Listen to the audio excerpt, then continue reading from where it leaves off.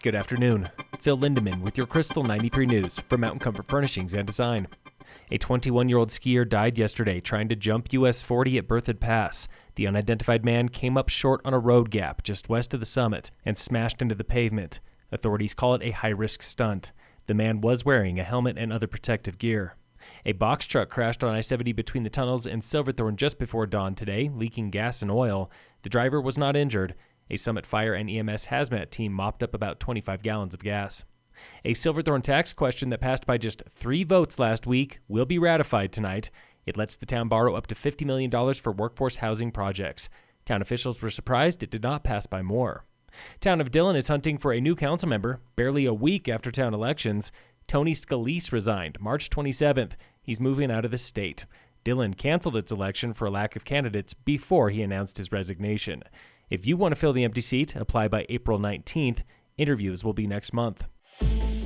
This week on the State of Summit. Tonight, at long last, we have its second reading with no changes for a development agreement. That was Breckenridge Town Planner Chris Kulik introducing, in his own way, the next big partnership between Town of Breck and Breckenridge Grand Vacations. Effectively move a large portion of density out of the core of town and spread it around to sites that were determined to be more appropriate. That means timeshares, condos, and luxury homes at the base of Peak 8, parking, roundabouts, and housing at the base of the gondola. Here's Councilman Todd Rankin just before Council unanimously approved that project. So thank you for investing a year of your life and a tremendous amount of resources to do that. It's appreciated. Echoing Rankin in his own way was Jeff Bergeron with his final major vote on Town Council. I've been trying to stop development for 40 years, mostly getting my butt kicked. And pretty much with every property, there's rights that come along with it. And I think this development is going to be head and shoulders better than the one that preceded it. BGV executive Mike Dudick was there. He too applauded the process. I appreciate the effort that you all put in, the time that you guys put into this. It was a lot, and we were drinking water from a fire hydrant at times. He also applauded Bergeron. I spent 4 years with him on council, and I can unequivocally say that this is a better town because that guy sat up there for 16 years, so thank you.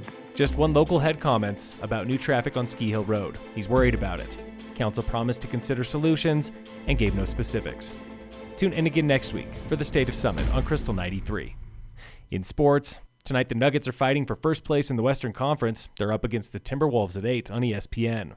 And in local sports, that is a wrap for the 35th annual A-Basin Enduro. Teams of 2 just finished 10 hours a lap in Pally Chair. We'll have the winning teams and how much they raised first thing tomorrow. Phil Lindeman, Krystal 93 News.